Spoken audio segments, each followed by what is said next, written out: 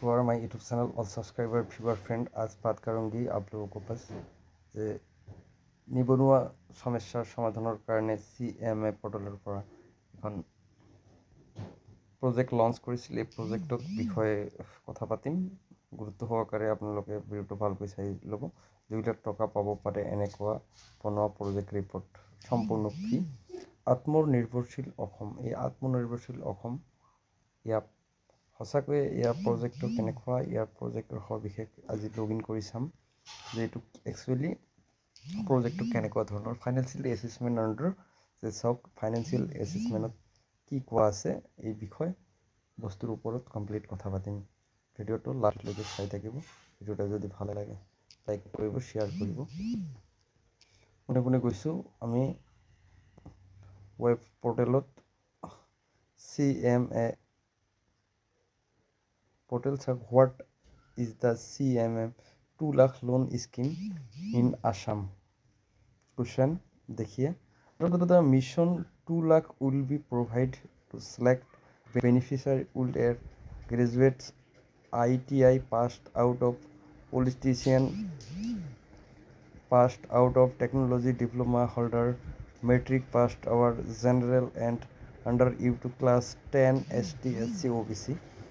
চাওঁ ST SC OBCৰ কাৰণে এই স্কিমখন যে এই স্কিমখন কেনেকুৱাকৈ লগইন কৰিব লাগে এই স্কিমৰ বিষয়ৰ কাৰণে ডাইৰেক্ট পোৰ্টেলৰ মাজলৈ গুচি গৈছোঁ। ইয়াৰ পোৰ্টেলত লিখা আছে চাওক ইয়াত আত্মনিৰ্ভৰশীল অসম, ইয়াৰ আত্মনিৰ্ভৰশীল অসমৰ সবিশেষ ইয়াত দিয়া আছে। চাওক ইয়াৰ লোডিং টু মোৰ ইয়াৰ কমপ্লিট ডিটেইলছ দিয়া আছে। ইয়াৰ পোনে পোনে RDPSৰ বিষয়ে পিছত কথা পাতিম যে RDPS ছাৰ্ভিচত কেনেকুৱা ছাৰ্ভিচ আহিছে মুখ্যমন্ত্ৰীৰ তৰফৰ পৰা। এতিয়া আমি পোনে পোনে গৈছোঁ যে CMA পোৰ্টেলৰ সবিশেষ চাম। এতিয়া লগইন কৰাই CMA লগইন চাওক CMA লগইন এতিয়া কৰিছোঁ। ইয়াত আহিছে login on chief minister Atmanirbharshil Assam. ইয়াত পোনে পোনে জাষ্ট ক্লিক কৰিছোঁ।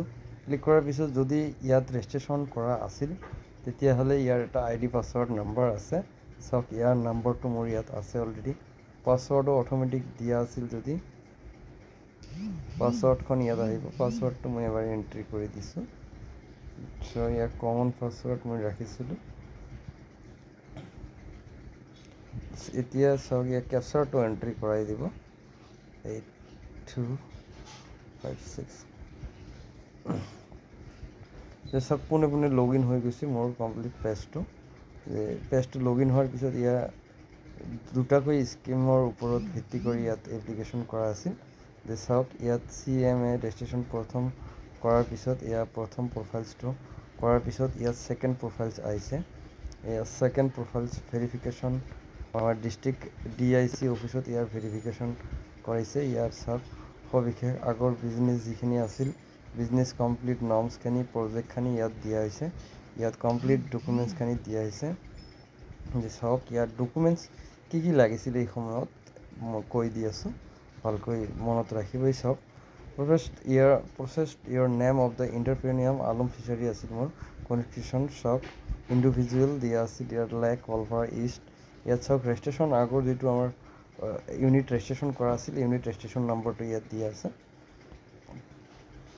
CMA F1 FF01 চাওক ইয়াৰ প্ৰজেক্টটো ভিউ কৰিলে ইয়াৰ প্ৰজেক্টটো চাব পাৰিম। এই প্ৰজেক্টৰ বিষয়ে আগতো ভিডিঅ' বনোৱা আছে, ভিডিঅ' চাব পাৰে। ইয়াত আইডেণ্টি প্ৰুফত পান কাৰ্ড, এড্ৰেছ প্ৰুফত ভোটাৰ ID কাৰ্ড, এডুকেশ্যন প্ৰুফত qualification certificate, employment exchange card আৰু লগতে বেংক পাছবুক, পান কাৰ্ড। চাওক ইয়াৰ কমপ্লিট ডকুমেণ্টছখিনি দিয়াৰ পিছত আপোনালোকৰ প্ৰজেক্টত এপ্লাই হৈ গৈছে। আৰু ইয়াৰ যদি এডমিট কাৰ্ড পাইছে আপোনালোকে যদি ইয়াৰ ভেৰিফিকেশ্যন কৰিছে তেতিয়াহ'লে ইয়াত চাওক ছাবমিট অপশ্যন আছে। ইয়াত ছাবমিট অপশ্যনটো আৰু ক্লিক নহয়। ইয়াক কিমান তাৰিখত ছাবমিট কৰা আছিল এনেকুৱাকৈ আপোনালোকে এটা ৰিচিপ্ট জেনেৰেট কৰিব পাৰে অসম চৰকাৰৰ দ্বাৰা। এনকলমেণ্ট ৰিচিপ্ট ইয়াত লিখা আছে চাওক application for the chief minister Atmanirbharshil Asom Abhiyan submitted successfully documents. ইয়াৰ professional after the professional course যে চাওক ইয়াত কমপ্লিট দিয়া আছে। যে এনেকুৱা আপোনালোকে যদি কৰিছে এই অক্টোবৰ নৱেম্বৰ মাহতে ইয়াৰ পইচাটো দিব বুলি আশাবাদী কি চৰকাৰে ইয়াৰ স্কিমটো ইলিজিবল। ইয়াত কে বক্স চাব গ'লে আমি কে অবজেক্টিভ চাব গ'লে কেনেধৰ এণ্টাৰপ্ৰেনিয়ৰ আৱাৰটোক ecosystem in this state of Assam, যে অসমত থকা যিমান এনেকুৱা ইউনিট আছে যিবিলাক ইউনিট ৰেজিষ্ট্ৰেশ্যন কৰা নাই, এনে চোৰাংভাৱে বিজনেছ কৰি আছে, এইবিলাকৰ কাৰণেহে এই সংস্থাই আমাৰ মুখ্যমন্ত্ৰীৰ তৰফৰ পৰা ইক'চিষ্টেম, য'ত আমি নিজে নিজে আবদ্ধ হৈ যাই এই কামবিলাক সুচাৰুৰূপে কৰিব লাগে। Generate employment option in rural and urban area together setting up over new accident ventures. চাওক, আপোনালোকে যদি গাঁৱৰ হওক টাউনৰো হওক, যদি আপোনালোক এমপ্লয়মেণ্ট এক্সেঞ্জ জেনেৰেট কৰা নাই, এমপ্লয়মেণ্ট এক্সেঞ্জটো বনাই ল'ব দিছে। কি এমপ্লয়মেণ্ট এক্সেঞ্জ? চৰকাৰী চাকৰি পোৱাৰ কাৰণত আমি নাম লগাব লাগে আমাৰ এক্সেঞ্জ অফিচত, কি আমাৰ নিবনুৱা সমস্যা দূৰ কৰা অফিচত, তাতে আমি নামটো লগালে ইয়াৰ এটা এক্সেঞ্জ নাম্বাৰ দি দিব। Provide the financial assistment to the entrepreneurship individual and group to undertake new exceeded economic activities. চাওক, পইচা পাতিৰ সকলোৰে প্ৰয়োজন আছে, তাৰ মাজতে গাঁৱত কিছু দোকান এনেকুৱা কিছু সৰু সৰু বিজনেছ কৰা মানুহ আছে, যিবিলাক মানুহে ভালকৈ বিজনেছ কৰিব পৰা নাই, কি গ্ৰুপে আছে কৰিব পৰা নাই, যিবিলাক একেবাৰে বেকৱাৰ্ড জেগাত, তাতে পইচা পাতিৰ প্ৰয়োজন হয় মানুহ যদি থাকিব লগা হয়। তাৰ কাৰণে এই কথাটো কৈছে, য'তে পইচা পাতিৰ প্ৰয়োজন হয় ততে আমি এই গ্ৰুপ ইণ্ডিভিজুৱেলি হওক, আমি ফাইনেন্সিয়েলি এটা হিচাপ ল'ম, পইচা পাতিৰ হিচাপ ল'ম। এতিয়া চাওক, strategy to state government specially a force to rural economy. গাঁৱৰ কাৰণে এয়া একটা উন্নতিকৰ পৰিৱেশ গঢ়াই দিয়াৰ এখন চিটুৱেশ্যন এই স্কিমটো।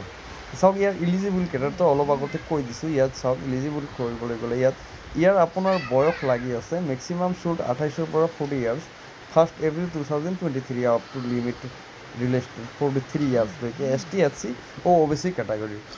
দিছ application should be possessed education qualification as matric pass থাকিব লাগিব আপোনাক IT politician and diploma and others technical course, post graduation degree holder and professional course, MA link engineering, BMB, BDS and veterinary, fishery, agriculture ইত্যাদি।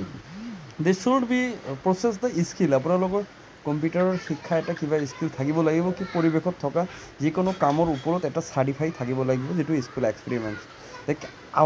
বেলেগ ধৰণৰ কোনো ধৰণৰ যদি knowledge, কোনো ধৰণৰ যদি কথা বতৰাৰ পৰা চাৰ্টিফিকেট পোৱা আছে আপোনাৰ বক্তব্যৰ ওপৰত, আপুনি এই বিষয়েও ইয়াত শ্ব' কৰিব পাৰে যে আপুনি বেকৱাৰ্ড এৰিয়াৰ হয় নেকি, আপোনাৰ বছৰি ইনকাম কিমান আছে, ইয়াত এইটো জেনেৰেট কৰি ইয়াত দিব পৰা ছিষ্টেম এটা দি আছে। এপ্লিকেশ্যন শ্বুড বি ইয়াৰ বেংক একাউণ্ট অ'পেন 31 মাৰ্চৰ আগতে একাউণ্ট অ'পেনিং থকা এটা দিব লাগে। Application should be not default to loan taken the corporate and nationalism in the bank. যে আপোনাৰ কৰ্পৰেট কোনোবা বেংকৰ পৰা প্ৰাইভেট লোন লোৱা থাকে, কৰ্পৰেট বেংকৰ পৰা ল'লে থাকিলে এইটো আপোনাৰ কম সময়ত লোন টেকেন দিব লাগিব, নহ'লে আপোনালোক ইয়াত শ্ব' হৈ যাব। Not more than member for any family should be available the benefit under this scheme. চাওক, ইয়াত ন' মোৰ 1 মেম্বাৰ জাষ্ট ফৰ ইয়াত এজন মানুহে এটা পৰিয়ালৰ পৰা ৰেজিষ্ট্ৰেশ্যন কৰিব পাৰিব। Application must be valid registration employment exchange. এমপ্লয়মেণ্টত আপোনালোকে নিবনুৱা হৈ থাকিব লাগিব, আপোনাৰ ডকুমেণ্টছ নিবনুৱা অফিচত জমা থাকিব লাগিব, তাৰ পৰা এমপ্লয়মেণ্ট এক্সেঞ্জ দিব লাগিব, তেতিয়াহে আপুনি ইয়াত ইলিজিবল হয়। ইয়াৰ ডকুমেণ্টছত চাওক, এই ডকুমেণ্টছত complete following to documents request time of the application scheme. চাওক, যেতিয়া এপ্লিকেশ্যনটো কৰিব তেতিয়া যদি এই স্কিমত থকা ডকুমেণ্টছখিনি আপুনি আপলোড কৰিব পাৰে, তেতিয়াহে আপুনি ইয়াৰ ইলিজিবল হ'ব। যেতিয়া হাউ টু এপ্লিকেশ্যন কৰিবলৈ গ'লে আপোনাক প্ৰথমতে ৰেজিষ্ট্ৰেশ্যন হ'ব লাগিব, নেক্সট আপোনাৰ মোবাইলত OTP যাব, OTP পৰা আপোনাৰ এখন পেজ খুলিব, লগইন পেজ খোলাৰ পিছতহে আপুনি ইয়াত এপ্লিকেশ্যন কৰিব পাৰিব। ফাৰ্ষ্ট ষ্টেপ আপলোড ডকুমেণ্টছ কৰাৰ পিছত ফাৰ্ষ্ট ষ্টেপ এপ্লিকেশ্যন কৰিব পাৰিব। আপোনাৰ মোবাইল ফোনত আপোনাৰ এনেকুৱা জেনেৰেট নাম্বাৰখন, শ্লিপখনৰ নাম্বাৰখন আপোনাৰ মোবাইলতো আহিব, আৰু নেক্সটত কেতিয়া আপোনাক ছেকেণ্ড ষ্টেপ এপ্লিকেশ্যন কৰিব দিয়ে, ছেকেণ্ড ষ্টেপ এপ্লিকেশ্যন কৰিব। এনেকুৱাই মুখ্যমন্ত্ৰী আত্মনিৰ্ভৰশীল অসম এপ্লিকেশ্যনটো কৰা হৈছিল, যে ইয়াৰ অক্টোবৰ কি নৱেম্বৰ মানতে পইচা দিব বুলি সম্ভাৱনা আছে। যিসকলে এপ্লিকেশ্যন কৰিছে তেওঁলোকৰ কাৰণে এইটো এটা একেবাৰে গুড নিউজ, ভাল খবৰ আহি আছে মুখ্যমন্ত্ৰী আত্মনিৰ্ভৰ অসমৰ পইচা। থেংক ইউ ভিউৱাৰ, যদি বুজি পাইছে মোৰ কথাখিনি, মনোযোগেৰে শুনিছে, চেনেলটো ছাবস্ক্ৰাইব কৰা নাই যদি ছাবস্ক্ৰাইব কৰি দিব, বেল আইকনখন ক্লিক কৰিলে নতুন ভিডিঅ'ৰ ন'টিফিকেশ্যন পাবই। থেংক ইউ ফৰ ৱাচিং, থেংক ইউ।